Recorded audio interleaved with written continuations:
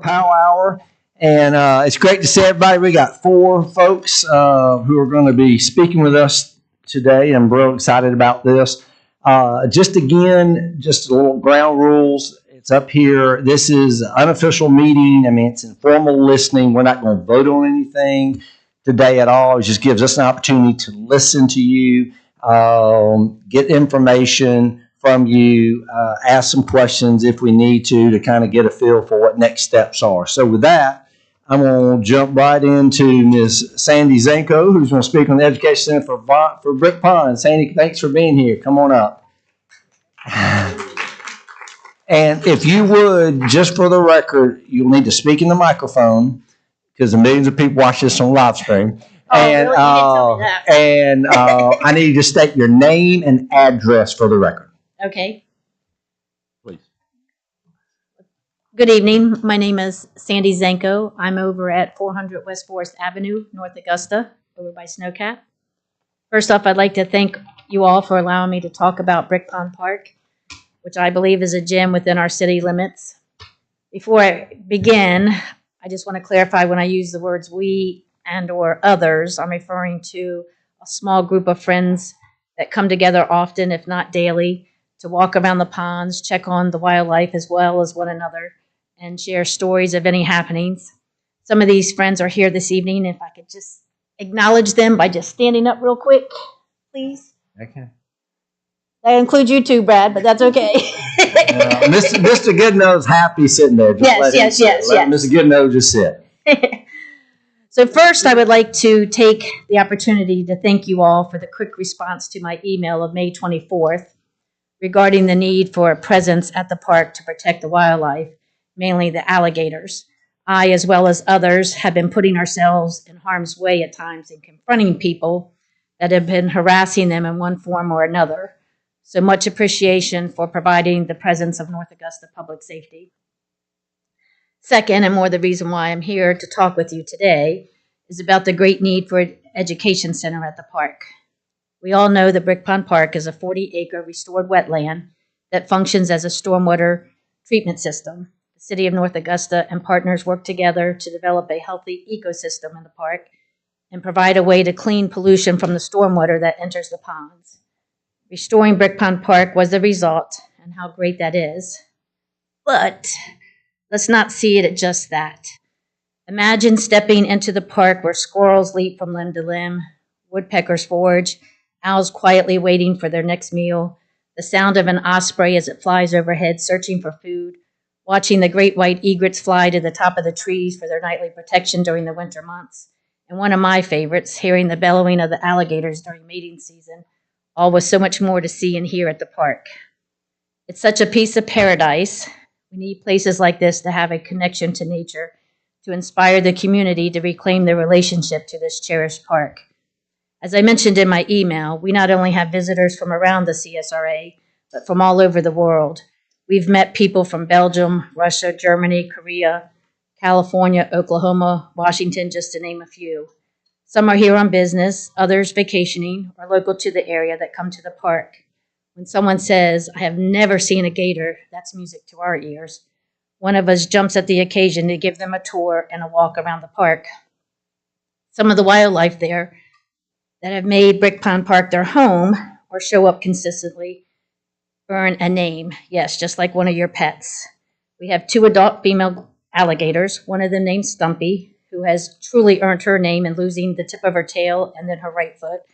Alice, the larger of the 2. Sam, our great blue heron. Bogart, the green frog. Bob and Dante, newer male gators that appeared, etc. Much of the wildlife has become like family, and it's a joy to help educate people on them to not only keep the wildlife safe, but the people too. We should embrace the history of the park from its industrial days to today, thriving wetlands that provide food, shelter, and protection for many species of life, aiming to provide our visitors with an immersive educational experience about the wildlife, the environment, and the importance of the stormwater treatment system. What better way than to have an education center to bring nature and people together? It could be modeled after the Reed Creek Interpretive Center, but not to that scale, as the goal is to preserve and protect the park. The center would House literature about the park environment, along with checklists for identifying the various wildlife and plants. We've been known to have over 100 species of birds in this park, over 30 species of plants, as well as much, much more. In addition, through this center, coordinate educational tours to include information on the history of the park, habits of the wildlife, and natural water filtration systems in place. There could be school programs for students and homeschoolers where we incorporate activities into their visit at the park. Just some quick examples would be like, how do animals structures help it to survive in its environment, possibly using tongs, toothpicks, spoons, etc. to represent different beaks to gather food, discuss which was the best tool, and associate it with how different birds' beaks help them to survive. Who made the holes in the ground or the trees we see? Use a golf tee or a spoon to recreate the holes and figure out which animal made them. Look for signs of wildlife by searching for their tracks, scant, or other clues. Identify the animal and cross it off their sheet like a bingo card. These are just some examples that could be used by anyone, whether a student, educator, or anyone seeking to enhance their child's understanding or connection of to the natural world. Allow the activities to facilitate play rather than teaching, to allow things to unfold naturally, allowing the children the space they need to discover what interests them most. This would ignite their curiosity and guide them to discover the answers to their questions by means of exploration and discovering the natural world. Just last October, the North Augusta Parks and Rec Center hosted a day camp during school break. It was a 2-day camp, 3 hours long. I attended the first camp with my neighbor's child, as that was the only way I could actually hold a gator. It was so refreshing to see these children so excited, engaged, and ready to learn that the time flew by. They learned things about the water, how we use it, where it comes from and goes, the connection to the Savannah River. There were animals as special guests. They collected and identified macroinvertebrates from the pond to determine the quality of the water. The knowledge these children had was awesome, and all had such a fun time. Imagine if we could provide some of this information year-round. It would be my hope that visitors and or students alike leave with a deeper appreciation of life within the park and a better understanding of the wildlife in it. So with that, I truly hope that you, as our leaders of our great city, can take this and run with it. We welcome any or all of you to reach out to any of us for a walk around the park. Can you talk? Thank you for your time. Can I say, and I was late, and I presume you're talking about Brick Pond Park. Yes. Well, because, anything that stopped related on COVID. But North Augusta Elementary and a lot of your elementaries for years, their 5th grade class, and we walked because we were right there at it. Right. And they did. It was an all day long thing that, you went to different parts, and it was fun. But I think since COVID, that stopped. So we can't, you're talking about schools, we can maybe bring that back. Yeah, and we've met different groups, whether they're homeschooling groups or whatever down there, and we eagerly engage with them and say, hey, we had a dead snake that we saved on a tree, like, we'll go show you this, or, do you really want to see a gator? Here's one. So, yes. The only thing I worry about that, I'm telling them alligators.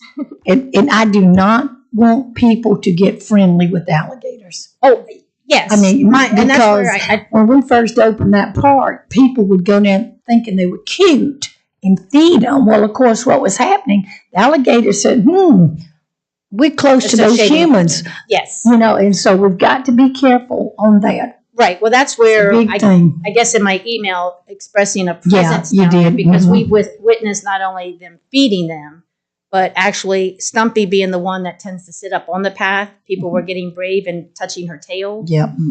We've seen people take sticks and hit them, throw rocks at them. So Sandy, here's what I would tell you. I think, I love the egrets at sunset in the winter. We all love the Brick Pond Park.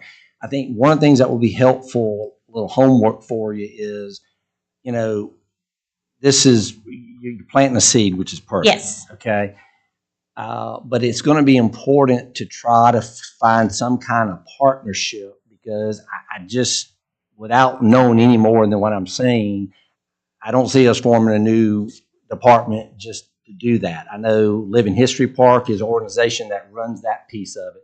Miracle League Field, raise money for that. So I think, do we need to participate and figure out how to, just my opinion, how do we tie something like you're saying in? Absolutely. I have no idea I don't know what that looks like. Right. But I definitely think it's something that there's going to have to be some leadership from you and your group in that process as well. Okay. Is just what I would think. Okay. So, but anyway, this is great. And we got 3 more people. So Yes. you did fantastic. Thank you. You did really good. Thank you, Sandy. Appreciate it. Okay. My man, Mr. Don Maxwell, come on up, sir. First in the hearts.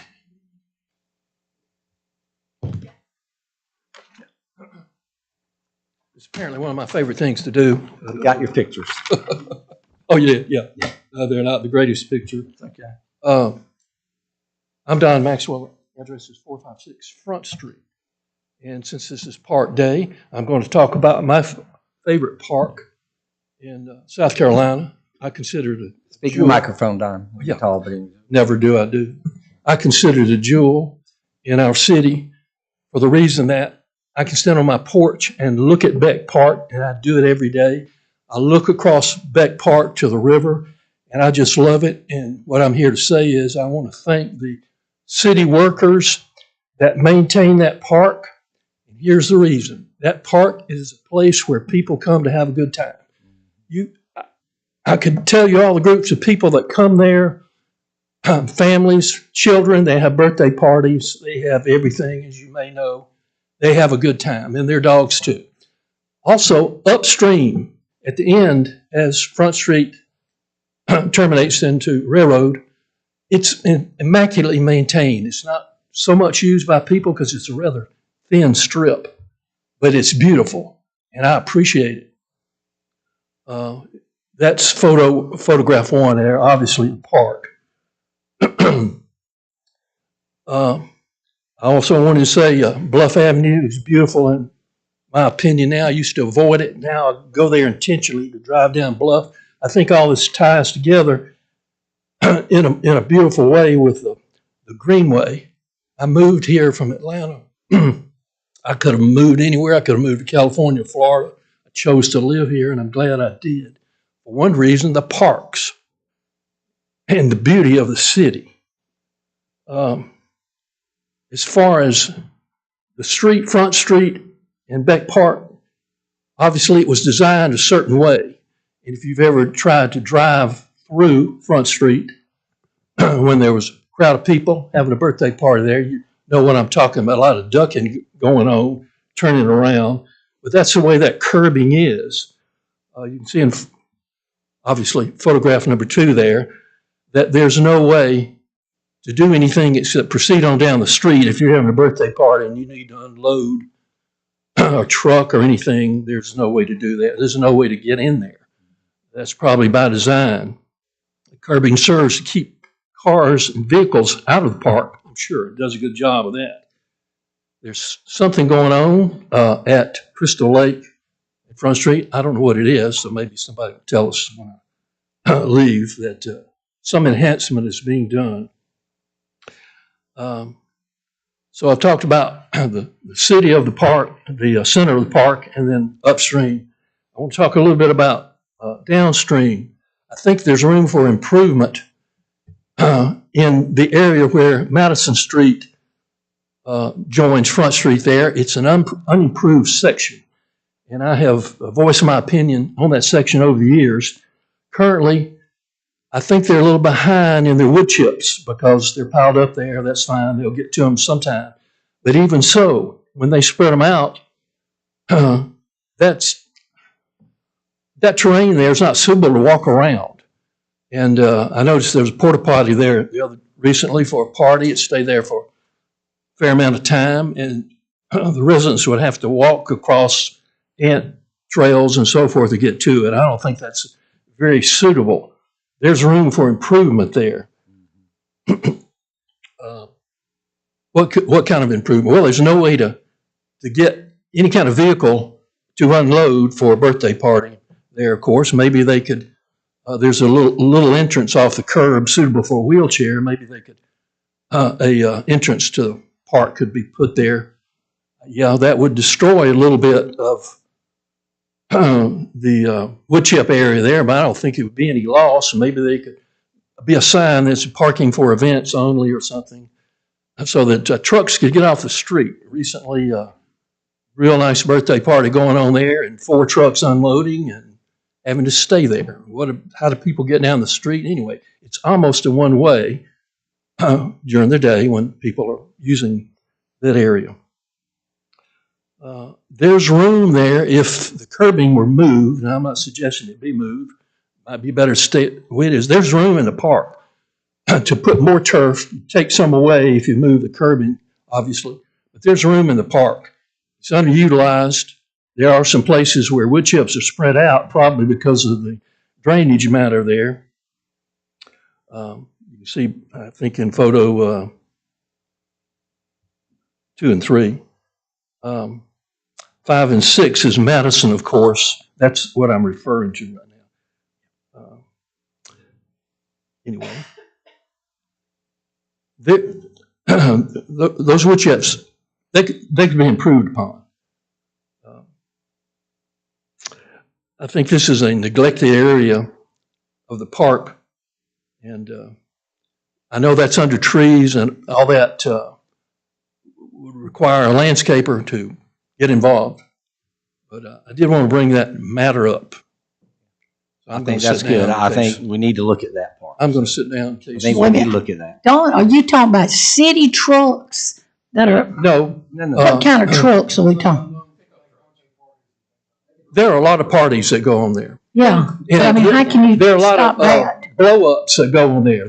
Those blow-ups have to be installed, and their equipment and then they have to put them on. So are they leaving the trucks there? Is that what you're saying? Well, they have to park on Front Street. Yeah. Front Street's basically a one-way during the day. Right. Because people park there. And so with truck parks there, what do you have? I don't know how serious that matter is, but Well, I mean, like I it's said, in I the don't know overall what you picture. do. Don, have you shared your concerns with y'all's homeowners association, HAA at Hammond's Ferry? I don't know. We would look at that. That's, the city has told us that the sidewalks are ours, the streets are ours, the trees are ours. I don't know that we would get very far. As a matter of fact, even now, there is curbing that has been removed. Something's being built. We don't know. Yeah. I can't find anybody that knows what it is. So what that is we have installed a handicap kayak launch, can't talk, launcher at the Beck Park. And that is federal requirement. We are putting 2 handicap parking spaces there. And that trumps anything within any regulations we have with Hammond's Ferry. That's it. We do what we need to. So we've talked to the folks on that. But that's what that's going to be. That's going to be 2 handicap park spaces for folks to be able to go sidewalk to get to the kayak launch. Yeah, I've been living there about 15 years. If we ask about what's going to be done about this area in front of our house that I look at every day over the years, and we've been told several things over the years. We've been I think you bring up a good point as far as we need to look at that piece of the looks and the mold. So very good. Thank you, Don. Appreciate it very much. Yeah, we can look into it. Okay, moving along. Pat Gurker, I saw. There she is. Come on down, young lady.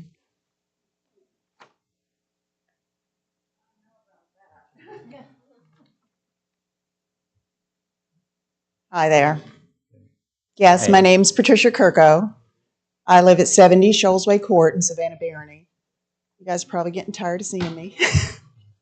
Thank you for your sheet. It's very good. Oh, good. Break that. That helps. Great. Yeah, Then I we got won't that. go through reading all of it because that's pretty much what I'd like to say.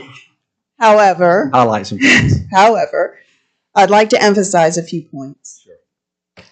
About a week and a half ago at a planning commission meeting, there was a proposal made in regards to a Moores Bluff development that was denied by the planning commission. I understand that it's being presented again on the 15th. We wanted to take the opportunity to again present how the neighbors in that area see the situation. And that's what the note that you have in front of you speaks to. We're significantly concerned about the traffic and safety issues that currently today exist in that area. And the Hive, River Falls have not come online yet. It's going to exacerbate the issue. In addition, we understand that there's discussions going on for a Lowe's grocery store, more exacerbation of the issue. I can't imagine that it's all that safe for the high school students trying to get out of there as well. And I'm not even talking beyond that, all of the teenagers that are going to be added to the other households, which is not a criticism that we have teenagers, but we all know the experience level for that. So the point again being made, it is currently an issue. There is a proposal being made to add to that issue by putting in another development in our neighborhood. Our only egress for our neighborhood is going out Old Plantation Road. That's it for us. So we're going to take a narrow, part of the background's industrial engineering. You always look for the choke points. That's one of them. And we're adding to that to exacerbate it. There have been traffic studies done that do not have a satisfactory solution to the issue as it exists today, not even considering all the rest of the factors. Our request as the residents of that area is that any further planned developments not be approved until there is a satisfactory solution and a comprehensive plan is put together for an area that has amazing potential. I mean, it's a beautiful area there. We are so fortunate to live there, but it's going to turn into a terrible safety and traffic hazard and just get exacerbated further. I understand that the reasons that the planned development was denied was because it doesn't currently meet zoning and planning regulations. And Van Monroe presented that as well during the Planning Commission meeting. And I understand that there's another step to be involved, other steps. What we're requesting is that ownership be held somewhere. We know that it's a hot potato. There's state involvement, county involvement, local involvement, and it's a big issue. But someone needs to take a hold of that issue and come up with a long-range plan so that our residents are not put at risk every single time we try to drive out there, out of our road onto Martintown Road. So that our residents, as these other things that are already in place, and one being ready to open up, which is 132 apartments, is going to add to the issue. Then we have the Hive with 192 units, times 2 for everything for the adults coming in and maybe add a percentage on top for the teenagers. So we're planning as a community to add all of this weight onto an already difficult situation. How do we get to the point where somebody owns it, halts what's going on? And I don't mean, you can't halt, I understand things that have been approved and are underway, but we have requests now for more. And I understand the advantages to that, but there's also disadvantages. And those disadvantages are going to directly affect the residents in the area currently today that are paying taxes to live there and are hoping to have a safe community.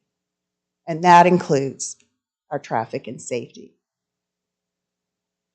Pat, thank you. And what I would ask that, and you've already mentioned, but I hope, this, just let you know, you already know because I don't think you were, I wasn't sure if you were the last one, but a big part of the neighborhood came to the public power hour about a month ago. That's right. We talked about them, and so what I would tell you is that not next week, but the following week, Yes, hope to see you again. well, you will. And the one thing I would tell you on your list here, and you asked for this, and I think is very positive, is that, yes, to answer your question here, we have put $3 million in capital project sales tax 5 for Martintown Road issue.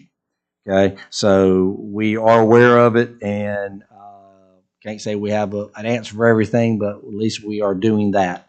And I think more conversation will come up at our next study session, which I also would suggest a week before. So next week will be a study session. Council has not received that information yet. I mean, we know about it, but I'm saying that in that study session, you won't be able to talk, but that's where we will have conversation, our plan director. So the study session will be a great opportunity for you to listen, okay, prior to us voting the first reading in 2 weeks. Okay. So I would suggest y'all feel free to come, okay? Could I ask a question? How is the ownership issue addressed? Because I know that there's a lot of entities right there between it changing, what is it, designation or? Yeah. DOT owns Mortontown Road, but I would tell you, we were going to talk about, I only have 5 minutes left to have one more person. I'm sorry, that's not what this is about tonight. But that's where, just come in 2 weeks. And, and next week you'll get a lot of, answers next week. Yes, ma'am. And which day? That's a Monday, 6 o'clock. Thank you very much. Thank you, Pat. Appreciate it so much. All right, Miss Jan Minger. Where is she? She already left? Oh, there you are. You're hiding behind me. How you doing, man? Good evening, ladies and gentlemen of North Augusta City Council. My name is Janet Minger, or Jan Minger, as most of you know me, and I live at 601 Savannah Barony Drive. I would like to speak with you about my concerns with the Moores Bluff proposed development, which would be located off of Old Plantation Road. I would like to make 3 specific comments. My number one concern is increased traffic on Old Plantation Road trying to enter onto Martintown Road. Currently at peak traffic times, and even now with the growth that is happening north of I-20, it is getting more difficult to turn onto Martintown Road, whether you're going right or left. The sight line to the left is obscured by the angle of the hill between Old Plantation Road and the Circle K gas station. Additionally, cars accelerate from I-20 as they merge onto Martintown Road, and the increased speed makes it incumbent on drivers entering Martintown Road from Old Plantation Road to be extremely cautious. With this existing situation, I cannot imagine how much more difficult it would be if the traffic pattern for Moores Bluff has access to Old Plantation Road. This small secondary road would likely be overwhelmed and would be incapable of handling so much traffic. Second, I attended the Planning Commission meeting on June 19th, during which the developer presented plans for the Moores Bluff property. I understand that this property is zoned PD, which allows for a mixed-use type of development and neighborhood. However, the developer presented plans for only 2 types of townhomes, small and smaller, and storage units to include an area for boats, trailers, campers, RVs, and motor coaches. No plans for retail shops, restaurants, or recreational activities other than a walking path and a children's playground near the existing roadway were included. The meeting was attended by numerous potentially affected citizens, many of whom expressed concern with the proposed development. After much discussion, the Planning Commission denied the developer's request, stating that it did not meet the PD designation. The Planning Commission did not forward a positive recommendation to Council. I understand now that the developer will make an appeal directly to Council on July the 15th, effectively bypassing the Planning Commission and its decision. I understand the need for an appeals process, but I would hope that Council would not be swayed by the developer and would give consideration to the Planning Commission and its decision. If not, why even have a Planning Commission? Finally, I would like to share with you a Turkish proverb which underscores how I feel about the development in how the development in North Augusta is going. The forest was shrinking, but the trees kept voting for the axe. For the axe was cunning and clever, and convinced the trees that because its handle was made of wood, it was one of them. Please understand that I am not against growth in North Augusta. I simply believe that we need to provide the appropriate amount of infrastructure to accompany the growth. Please don't be the axe. Thank you for your attention. Very good. Thank you. Hope to see you again in 2 weeks. Thank you, Jan. Appreciate it. Okay. Thank you all for being here, and we're going to close the public power hour, and we'll start back City Council in a couple minutes.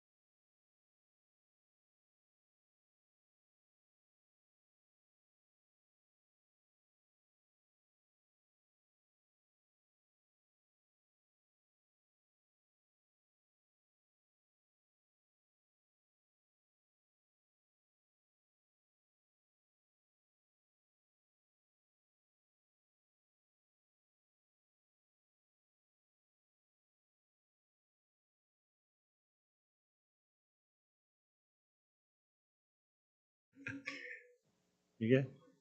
All right, good evening. I'd like to call the City of North Augusta City Council meeting for July the 1st, 2024 to order. It's good to see everybody. Thank you for being here. You are welcome to join me in prayer. Dear God, thank you for our blessings. We ask you give us the guidance and discernment needed to make decisions for our community. Help us to listen to each other's perspective on all matters. Help us respect the concerns from citizens as we strive to honor you in our role as elected officials. Amen. If you're able, please stand for a pledge of allegiance. I pledge allegiance to the flag of the United States of America, to the republic for which it stands, one nation, under God, indivisible, with liberty and justice for all. Okay, item 3, roll call, starting from my left. Eric Presnell. Pat Carpenter. Britton Williams. Jennifer McCauley. David Buck. Kevin Toole.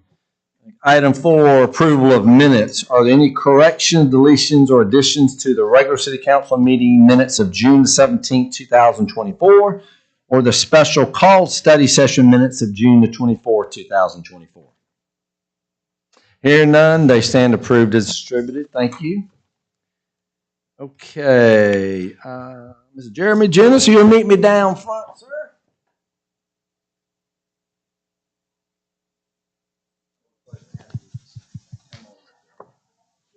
Okay. Get on that side. I gotta be on my left here. Okay. This proclamation for Parks and Recreation Month.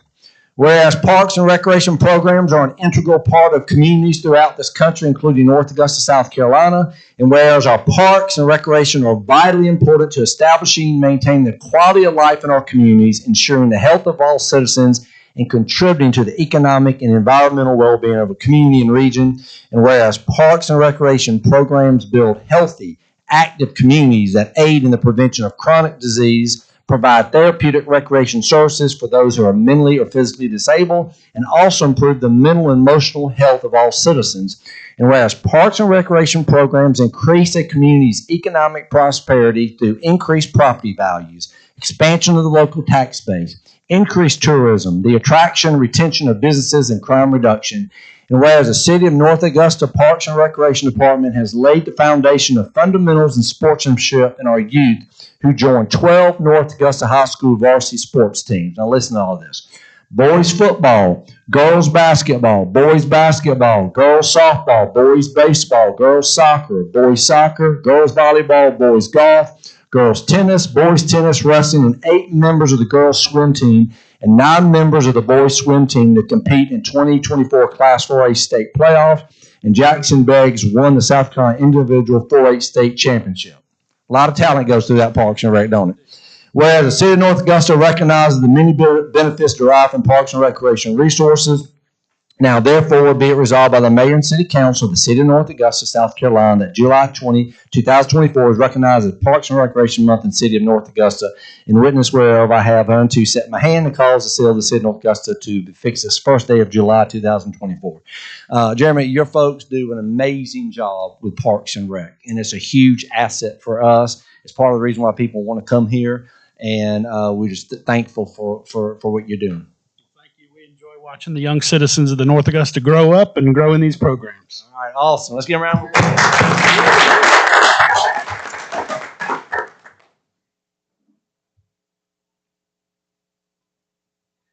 I'm going to change up one thing that normally I would mention this at the very end comments, but we got some citizens here, so I want to get as much exposure out as possible because everybody will leave once whatever they're coming here for goes. This is hot off the press from our Director of Parks and Recreation, Rick Meyer. He will be getting this out after I announce this tonight. But as everybody knows, Jack-O-Lantern Jubilee is a big event for us. And that's coming up October the 25th, and that's a Friday, and Saturday, October the 26th. And we officially now have the lineup. So Friday night is going to be another focus on Christian artists. We have got a group, and they are big, no pun intended, Big Daddy Weave, a ton of hits. And then there are going to be two artists that's traveling with them. Y'all might have heard Hannah Kerr and another group called the Young Escape. Really good. But Big Daddy Weed is huge. So Friday night is going to be big. Saturday, I love Saturday because we're really diversified here. At 6 o'clock, this is my decade, the 80s, baby. 80s tribute band is called Guardians of the Jukebox. They're out of Cherokee County. So if you love 80s music, you want to be here at 6. And then I think we had this band, well, we were going to get this band once before, and I don't know what it fell through. But at 8 o'clock, we have a 90s American rock called Everclear.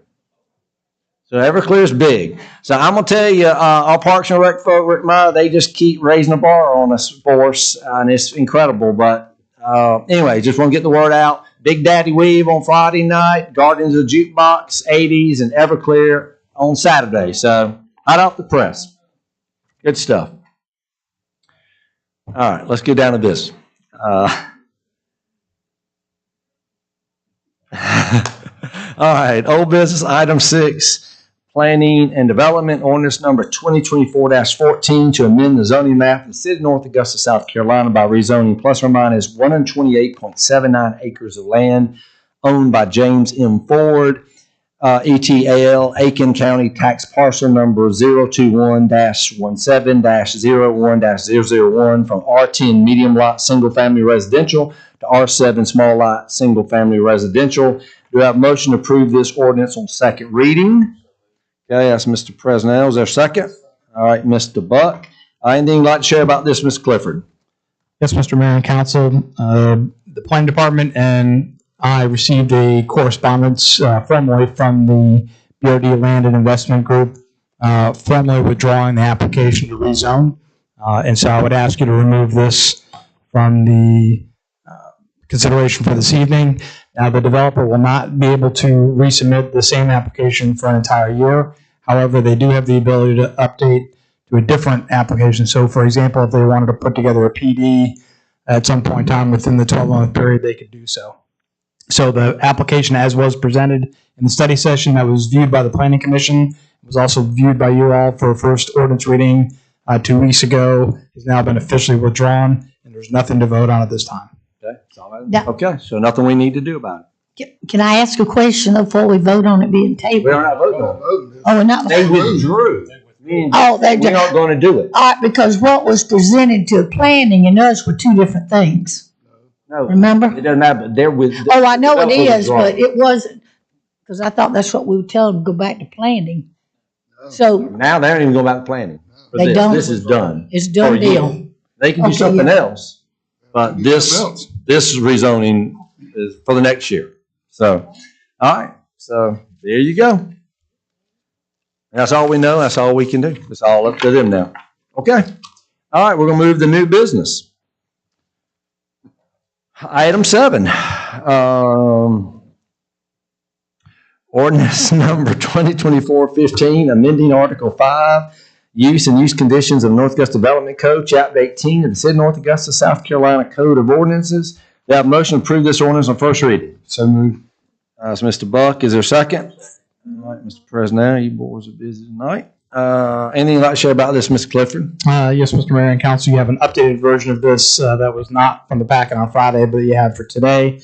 And the intent is still the same. It's to allow us to have partnerships and to be able to have entities inside public use buildings. So, for example, the Arts and Heritage Center downstairs, and also the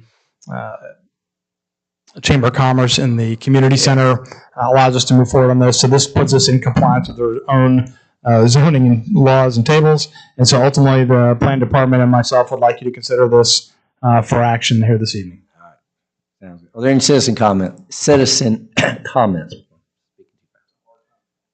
I know. It must be the heat. Any council discussion? Hearing none, I'll ask for a vote. All in favor? That's unanimous. Thank you. Okay. Item 8, Planning and Development. Ordinance number 2024-16 to amend the zoning map of the City of North Augusta, South Carolina by rezoning plus or minus 0.25 acres of land owned Brigham Limited Partnership, Aiken County Tax Parcel Number 007-16-04-002 from R10 Medium Lot Single Family Residential to GC General Commercial. We have a motion to approve this ordinance on first reading. All right, Ms. Carpenter, thank you. Second? Second. All right, Ms. McCauley, appreciate it. Anything you'd like to share about this, Mr. Clifford? Yes, Mr. Mayor and Council, just to reiterate, this is to take a residential parcel and make it general commercial. And this is on Atomic Road at the intersection of Martintown Road. And this is to support a Take 5 oil change garage, if you will. And so ultimately, the planning department has worked this through along with staff, and our recommendation is for approval at this time. Thank you. Are there any citizen comments? Any council discussion? I just want to ask a quick question since I missed a study session last week. Obviously, this is going to be a GC, but I mean, have they submitted the plans contingent on this? Because I mean, you know, it's one of those things. Once we go there, they could back out. And, you know. They're pretty far along the planning process, Councilman. All right, thank you. They want to be here. Yeah. Okay. All right, I'm going to ask for a vote. All in favor? And that's unanimous. Thank you. All right. Item 9, Public Services, Resolution Number 2024-27, authorizing the City of North Augusta to enter into a contract with Kendrick Construction for construction of the Regional Solid Waste Transfer Station. Do I have a motion to approve this resolution? So moved. Ms. McCauley, is there a second? Carpenter. Anything you'd like to share about this, Ms. Clifford? Mr. Mayor and Council, we talked about this briefly, but we did not have the final bid tally until last Wednesday or Thursday. And so ultimately, we had 3 construction companies put in bid documents that were open in a sealed bid opening, and ultimately, Kenrick had the best cost out of the 3. And so this will be funded exclusively with Department of Energy settlement funds. And so as you can see the resolution, the limits that are placed upon that, again, this is not a general fund item or taxpayer funded. It's a Department of Energy settlement funding for this. And if this is approved this evening, I would imagine we'll have a notice to proceed by Labor Day weekend and potentially have this project wrapped up by the end of the year. That's great. Okay. All right. Any questions for Mr. Clifford? All right. Any citizen comments? Council discussion? All right. I'll ask for a vote. All in favor? That is unanimous. Very good. Thank you. Item 10, Parks and Recreation, Resolution Number 2024-28, authorizing the City of North Augusta to enter into a contract with TKE for Riverview Park elevator modernization. We have a motion to approve this resolution. All right, Ms. Bresnell, Ms. Second, Ms. Carpenter, thank you. Anything you'd like to share, Ms. Clifford? Yes, Mr. Mayor and Council. This has been a longstanding problem with the elevator inside the Activity Center. It's been having significant issues, even with the minor maintenance that have been able to get done. Still is not going to fix the root problems, and we've had a number of our citizens stuck in the elevator, and so that's not a great spot for our Parks and Rec to be in. So I had wanted to wait until the audit was complete to see how much money was going to roll over from the general fund into the capital projects fund to know if we could absorb this or not. And based on the amount of money that we presented at the study session, I feel much more comfortable now tapping into the capital projects fund to do a full-up repair and replacement of the elevator aspects. And we're going to be doing that through the HGAC buy pricing, so we don't have to go out to bid because it's on a low bid contract already through HGAC. So as you have there in the resolution, there's a cap on that associated with funding through the capital projects fund. And doctrinally, the capital projects fund is supposed to be used to repair and upgrade city facilities. And so I feel comfortable moving forward on this if the council is so inclined to move so. Okay. Very good. Any questions for Mr. Clifford? All right. Any citizen comments? Any council discussion? All right. Ask for a vote. All in favor? That is unanimous. Thank you. Okay. Any administrative reports, sir? No, sir. Okay. Item 12, presentations, communications, recognition of visitors. This is a chance when citizens may speak to mayor and council regarding any matters not on the agenda. Is there anybody out there that has anything that was not on the agenda they'd like to speak to us about? Okay. I've got just 3 things before we close up. Anything got? Pat, you sure? You good? Okay. Let everybody know about the Living History Park 4th of July celebration. Will be this Thursday from 10 to 2. They're going to have hot dogs. They'll do the dog parade again. It's going to be great. They'll have a lot of water. All that's free. I know Troop 7, Boy Scouts, is helping them set up. So we're always thankful for the Boy Scouts. They do a great job and very involved in the Living History Park. So that's going to be a great time to bring your family out. So I hope to see you at Living History Park. And 10 to 2. Yep. They'll have me in gear again, all dressed up to read. So it's going to be hot. But anyway, I tell you, I love to have the opportunity to brag on our folks because all our different departments do a lot of continuing education. I just want to read out under our utilities department. Steve Murphy, Cameron Paradise, and Kobe Walker completed a 30-hour OSHA safety training certification course recently. Fantastic.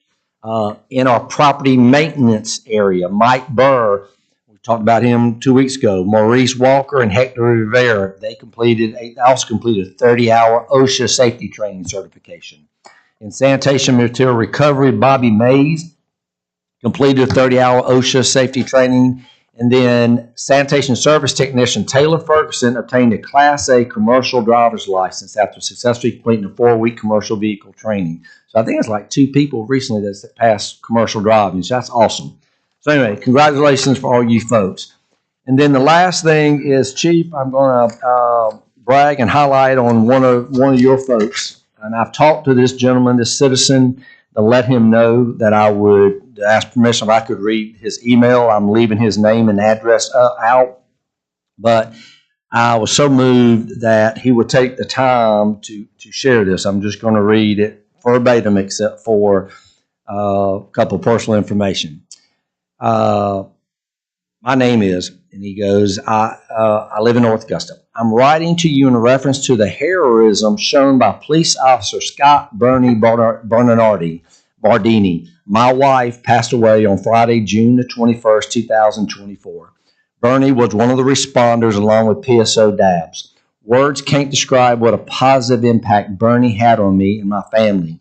Obviously, it was the worst time in someone's life that you could have when someone passes away.